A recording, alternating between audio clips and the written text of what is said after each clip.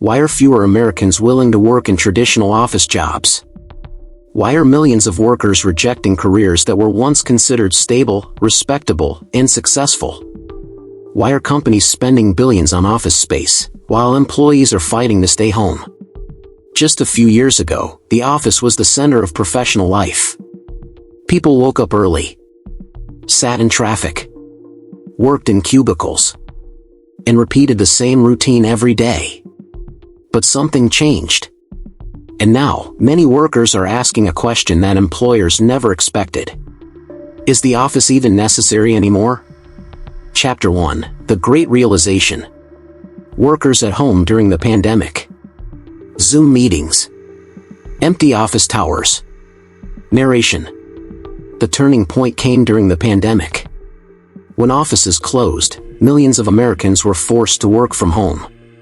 At first, companies feared productivity would collapse.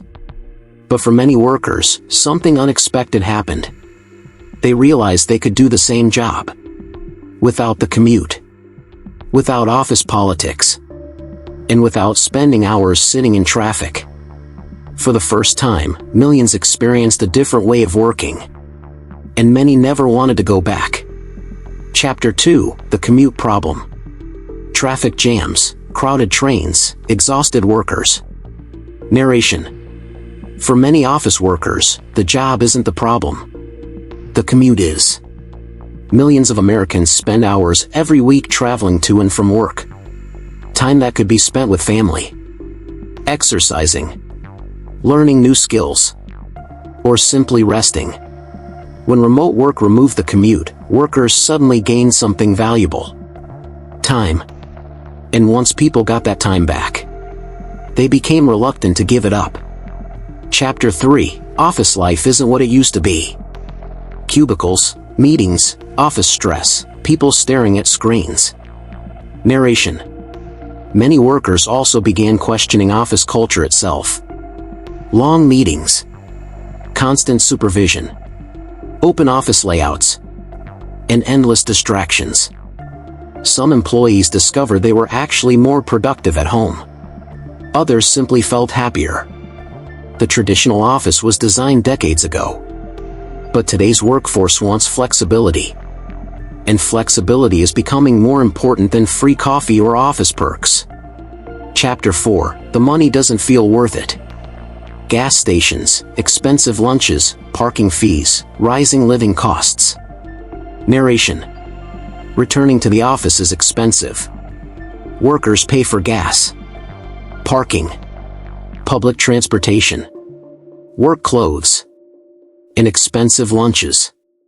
At the same time, living costs continue rising. Housing costs are increasing. Healthcare costs are increasing. And many workers feel their salaries aren't keeping up.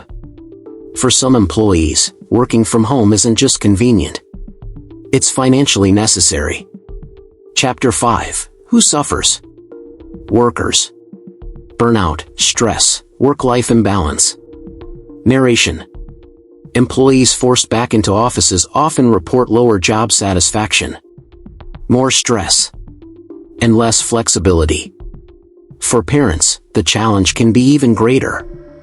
Balancing work and family becomes harder when flexibility disappears. Companies. Visuals. Half-empty office buildings. Narration. But workers aren't the only ones affected.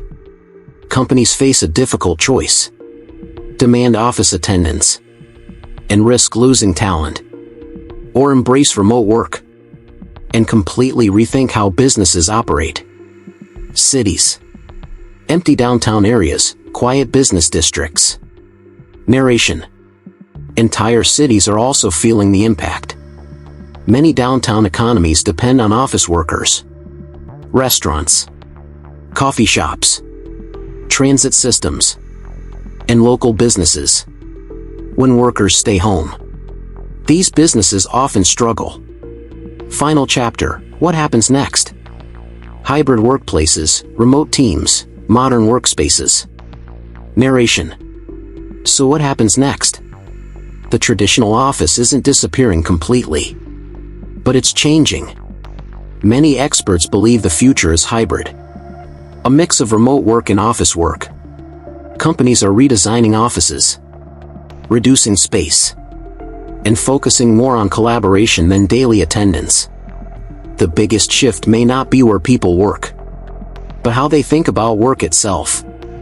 For decades, success meant showing up at the office. Now, success is increasingly measured by results, not location. Ending. Visuals.